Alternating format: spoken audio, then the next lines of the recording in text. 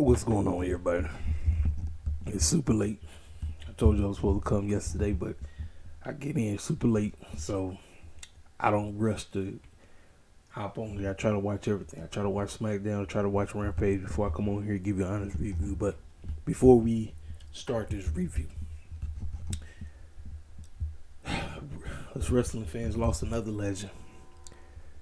Anybody who used to watch TNA Total Nonstop Action, one of the voices of TNA back in the day, Mike Tenay's right-hand man, the legend himself, Don West, passed away at the age of 59. Body gave in to that. I think he had cancer or something like that. But it's a sad day. Mike Tenay rivaled JR and King. They rivaled JR King. It was right. The commentary was on point. Mike Tenay was crazy as heck. Don West with his play-by-play calling, and I mean, listen, it was, man, my goodness. But I'm gonna say this: gone for never forgotten. You know, you will be missed, Mr. Don West, and we're gonna kick off the show from there. Now, okay, so let's talk about SmackDown. As you can see, yes, you looking at this correctly. Fruity Pebbles wrestled on the last episode of 2022, and Charlotte Flair is your new SmackDown Women's Champion. Now, if that's not confirmation that Sasha is gone, I don't know what is. I don't know. They didn't even wait to Royal Rumble. They said, screw this, we getting this title off of Ronda immediately. I'm sorry, y'all. I'm the women's division in WWE right now is just not even worth it. I'm sorry to my WWE hardcore fans that love everything that the E do, but the women's division right now is in shambles. Hopefully they can get some spark heading into WrestleMania, but as of right now, that's just code for we don't know what to do. Charlotte come back, didn't even do nothing. Didn't even do anything. So, open the show, Bray Wyatt come out, fans going nuts, going ham, going crazy. He comes in there, LA Knight comes out, he started talking a mess. He talked back, he said, listen, we already know you trying to fool somebody, making me think that Uncle Howie did that on his own when you paid that man. And he said, who you must not know who you talking to. And so he said, well, listen, you want to keep doing all these little goofy stuff behind my back and hitting me and all this stuff. Hey, let's have a match at the Royal Rumble. So obviously they doing some kind of match called Pitch Black. Ladies and gentlemen, let me tell you something. I've been looking forward to the match, but I just wanted a regular match, but that just tells me right there. That just says that Bray Wyatt is not in wrestling shape. And apparently this fool was actually wrestling. Now, Monday Night Raw was basically a taped episode. It wasn't really live. And they was wrestling at MSG. So they was in Madison Square Garden. And apparently Bray Wyatt wrestled there. And from what I seen, same Bray Wyatt. Typical Bray Wyatt, you know. No, he wasn't the best in the ring, but let's see. Maybe him and LA Knight can do some things in the so-called Pitch Black. But I'm from the school of when you first start your beef, you have a regular match. And then you don't get the end-all, be-all matches until after your said feud is done. No, they kicking off with the beat the brakes off your opponent match, like right off the jump, you know. Yeah, that's that, you know. So as he's talking, Uncle Howard comes out. Now everybody noticed that Uncle Howard was skinnier, so obviously this is a completely different Uncle Howard. So right now it's two Uncle Howards, right? Comes in the ring, stands side by side with Bray. LA Knight looking at this man like, what the heck is going on? And then the man, Sister Abigail's that man after World War. So LA Knight just slides on out, and they trying to figure out what the clown is going on. You know, it is what it is, man. Next we get Solo Sikoa versus Sheamus. Decent match. Solo is right now just paying homage to his uncle. He's gonna be doing the thumb to throat. That's gonna be his signature move now from here on out.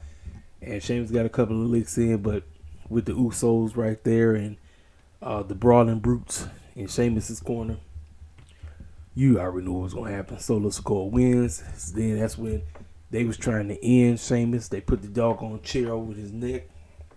And then that's when Drew McIntyre came out. So obviously the match is back on because Drew was out. So we getting Sheamus and Drew versus the Usos, I think, next week on the first episode of Smackdown in January of the 2023 new season, new year. You know, it is what it is. You know they're not losing. So talked about that.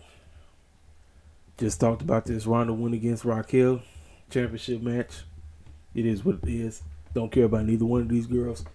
Ronda retains, and then that's when she said, anybody want to come out here and challenge me, you can come out and challenge. And then that's when Charlotte came out, crowd goes nuts, she goes crazy. And she said, Queen, are you done with your rehab? What you want to do? She said, I don't want to wait to the Royal Rumble. I want to wrestle you right now. And then she challenged her and she beat her. So your new champion going into the new year is Charlotte Flair. Congratulations. Big whoop. It is what it is.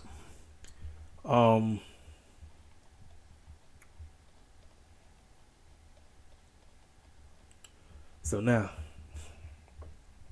Imperium was standing in the ring talking crap, talking about 2022 was the year of Gunther and Imperium, and Gunther then went through everybody, he destroyed everybody, and nobody could stand to him. And then that's when Braun Strowman came out. He said, yeah, you might have destroyed everybody in the SmackDown locker room, but you haven't beat a monster. And then guess what happened? He ended up getting jumped. So then after he got jumped, that's when Ricochet came out to try to save the day. Big whoop. So now we get the match, the Bloodline versus Kevin Owens and John Cena. Now backstage, they was doing a whole lot of stuff. They've been playing this game off as if Roman is ticked off with Sammy. Everything is gonna come to a fold. We just not know exactly when, but it's gonna come to a fold. So, we get these two going at it. The match really wasn't even a match because everything was in the picture by picture. They was in commercial for the whole match practically. So you really could see what Fruity Pebbles was doing. Fruity Pebbles was getting jumped. You know, if you've seen the particular Fruity Pebbles matchup, you know how Fruity Pebbles does. Gets jumped, get beat up. Kevin Owens got busted open in his eye. Not sure exactly how it happened. But Kevin Owens and John Cena won. You know, great way to bring John Cena back. They get the victory. Sami Zayn loses. So obviously, you know, Roman Reigns is ticked off. So just more tension being built up. Now, they had a backstage segment. Top Dollar and all the jobbers in the back basically taking jabs at the man because of what happened. Him not being able to jump over the ropes. So then Ricochet popped up. And so now Top Dollar started pushing everybody. And he started pushing Ricochet. So apparently it's going to be Ricochet versus Top Dollar. Ricochet is going to have to carry that, man. You know. Let's see. Yeah, that's that. So, you know, end of the year SmackDown, decent showing. But, you know, all it is right now is the Royal Rumble. That's all that matters. It's all about the booking heading to the Royal Rumble.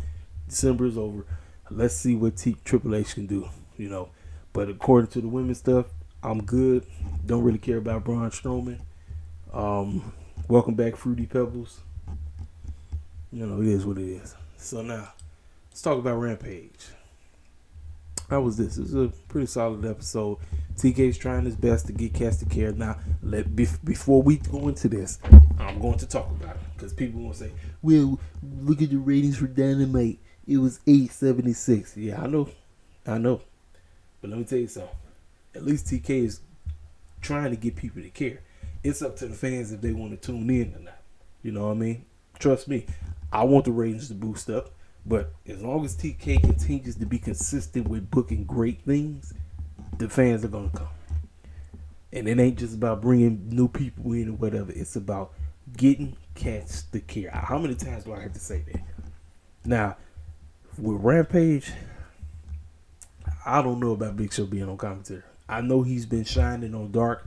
I don't watch Dark, but apparently Big Show is now going to be filling in for JR. When JR's not there, Big Show will fill in. I still think AEW needs to figure out the 2-man team. I don't need a 3-man team. Because it just seems like when it's 3 people talking, it's just everybody jumping over each other and really nobody's being able to get a certain said match over. The only person we know that's going to be doing his part is Excalibur because that's who he is. But all the other stuff that's going on. You know what I'm saying? It's just a lot of just, he say, everybody jumping on each other. But I don't know. I'm not really psyched on Big Show taking over JR's role. I'm not sure. But that's what TK wants to do. But let's go ahead and break down the highlights of what I thought was decent on the show and everything. So we open up the show. We have OC versus Trent. Now, at the beginning of this match, OC was sitting up there shaking Trent's hand and looking goofy as heck. And so they went to war. They went at it for the All-Atlantic Championship. But you already knew it was not. Kip Sabian was sitting on commentary the whole time acting a complete fool. Remember when I said a 3-man booth is just crazy. But when you got 4 clowns on commentary just saying anything, it's like, man, everybody jumping each other. Nobody's able to get across what they need to get across. You know what I'm saying? But Kip Sabian was on there talking mad crap about OC. Trent Beretta trying his best to get over on this guy, and it didn't work. After the match, looks like the best friends and OC may be coming to a close. Is this the end of the best friends as we know it? Is this it? Well, when I mean best friends, I'm talking about Chucky T, Trent Beretta hanging out with OC. Because Trent walked off and then Chucky T followed him. Now, as Clown Man himself, Danhausen, I don't know. Like I said, man, I'm just not a fan of Danhausen. He's just on the show. He ain't really done nothing for me. Y'all might like him, but he hasn't done anything for me. But so Kip Sabian walked down to the ring, dancing and skipping as if this was all part of his plan to break up OC and the best friend so he can officially get his title shot, which he will. I think it's gonna be on Dynamite. He gets the title shot for the All-Atlantic Championship. Is Kip Sabian the next All-Atlantic champion? Maybe. I don't know. I could be wrong with 2 left shoes, but like I said, okay match. You know what I'm saying? I've seen better from the both of them, but it is what it is. So backstage, after what took place on Dynamite, Tony Schiavone caught up with both Darby and Sting. And Darby talked about how he's going to be in his backyard in Seattle and everybody counted him out. When he was younger, he wanted to be a wrestler, but nobody in his household cared about him being a wrestler. They didn't want him to, so they didn't believe in him. And then he said he remember when he became the TNT champion and things, it was a great run, but then he lost. Then he just lost all confidence. And he said, I don't even know if Sting, believes that I can do it. Sting, do you think I'm going to do it? Sting looked at that man and he pulled the, what's his name, Mickey? The dude that was the coach for Rocky from the Rocky movie. I might be saying the name wrong, but y'all know what I'm talking about. He pulled one of them numbers. He told that boy, listen, don't nobody give a rat's behind about, no, what you should be focusing on is you going in there and win that TNT championship. You shouldn't give a rat's behind about what old clowns think, what your dad thinks, what Samoa Joe thinks. You shouldn't even give a crap about what I think. What matters is you going into Seattle in your backyard with your fans, going nuts, and you retaining, becoming a 2-time TNT champion. Right to the point. I gave that. Listen, it was perfect promo. I said AEW wins with the promo. WWE is coming along with the promos. They coming because, like I said, LA Knight and Bray Wyatt. They listen. Promo work was great. I think 2022 was a shine for promos across wrestling. Period, for WWE and AEW. You know what I'm saying? But this was great promo. Great promo. So then Kip Sabian beat the brakes off some clown. I don't even know the dude's name, but he just tore him up. It wasn't even a match. Just beat the brakes off of him. Then we got a promo from Preston Vance. He is now going by the name Prolio. I don't know how, he changed his name. It's no longer Preston. It's Proliolo something. And he said, you must then listen to the promo I did with JR. I'm about to come into my own. Cats don't really know exactly who this Proliolo cat is. Decent promo, right to the point. Said what he had to say. He said the Dark Order was a waste of time. It was a footnote. Now I'm about to rise. You know what I'm saying? So then Moxley calls out Hangman Page. He says, listen, we're not in the business of quote unquote keeping people safe. Wrestling, things happen. But since you want to keep on around here thinking you all that, I don't know. Since you claim you don't know when you're going to be cleared, how about you come meet me in California, in LA on January 11th, if you would be cleared to go. Hey, listen, Moxley said what he said. They gonna beat the brakes off each other now. This is the matchup that needs to send that boy on a freaking vacation. He need to go on vacation. He need to get his 6 weeks in and disappear. We don't need to see Moxley. We don't need him. He's done work. He's done overboard. He's worked overtime to do what he needs to do. Now, we get down to Jade versus Kierra Hogan. Match number 46 for the TBS Championship. Now, this was the matchup that we saw when CM Punk came back out there in Chicago, the United Center. We saw Kierra versus Jade. Now, because of the tension, I think this matchup was a little bit better. Kierra was able to get some more, MO in. She was able to get some more licks in there, but obviously, she wasn't going to win. But the story of this whole matchup was Red Velvet. Now, so they was outside the ring, and the baddies was supposed to be holding down Kierra. Jade looked like she was ready to slap her. Red grabbed her arm and said, "No, the tension is rising, ladies and gentlemen. Jade Cargill is going to get 4 more wins. And ladies and gentlemen, I believe the person to dethrone Jade is in her own group. Red Velvet. Red Velvet is going to be the one to dethrone Jade Cargill when the time calls for it. And I'm looking forward to it. I can't wait, man. Because listen, for me, it's time for Jade Cargill to officially be dethroned. And it's time for her to start going backwards. Now, when I mean going backwards, I'm talking about losing everything.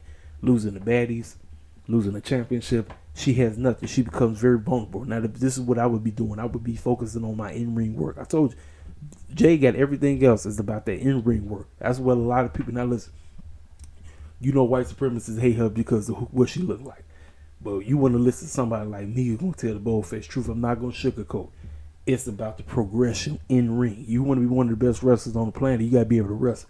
It ain't just about your presence. See, certain people know how to get away with that, but I'm going to be honest with you, when it's concerning our people, dang well, people, they critique the mess out of us. They be watching everything, P's and Q's, trying to make, because, they judge us on a higher level. But see, for me, I'm fair with this thing. I told you, I don't care what you look like. I want to see cats grow. I want to see Jay become one of the best wrestlers in the game. A lot of people want her going up for the main title. Jade ain't nowhere near ready to win no main title. Nowhere. But I'm telling you, a couple years from now, she will, but not right now. So, Tony Nese, Brian, and Smart Mark Sterling, and the other big dude called out Brian Daniels and said that, "I'm tired of you messing with MJF. Now, MJF didn't ask me to do this, but you keep stepping your nose in his business, and because since I am his personal assistant, I am his lawyer, we are going to have ourselves a match next week in Seattle. It's going to be Tony Nese versus Brian Danielson in Seattle, where Brian Danielson is from. So obviously, Brian's going to win that match.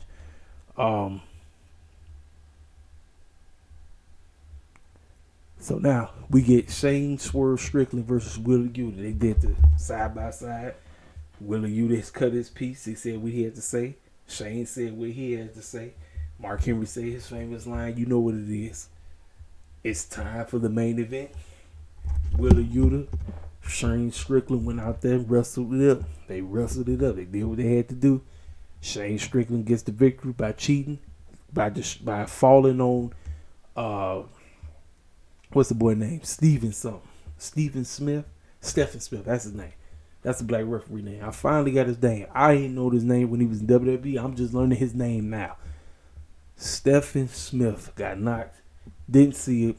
Swerve cheated. Kicked that man and did a low blow. Got the victory. 1, 2, 3. Like I said, decent Rampage. Like I said, for me, every day I tell you, Rampage still must be live. Even though it's a tape, it was tape. Live Rampages hit better. That's just how it is. And you gotta get cats to care. Just had to. I don't care how the situation is.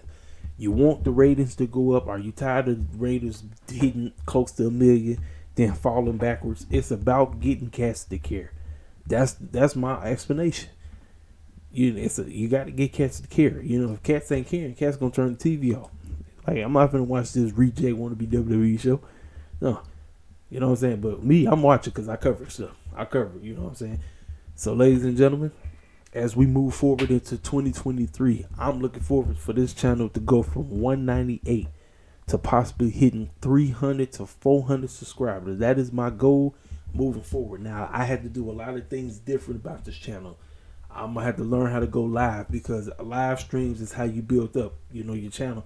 I got to do a whole lot. I want to revamp this thing. So, I'm not sure if I'm going to do a review this week for anything. I may just take a whole week off to just revamp the whole channel, because I want to come back with a better channel, with a better presentation, so, and then plus, like I said, I enjoy when I'm interacting with you all. Like I said, I appreciate everybody who's been rocking with me.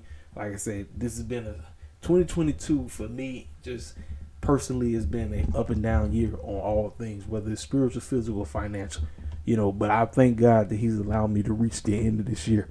And 2023, I'm looking to be bigger and better in all things.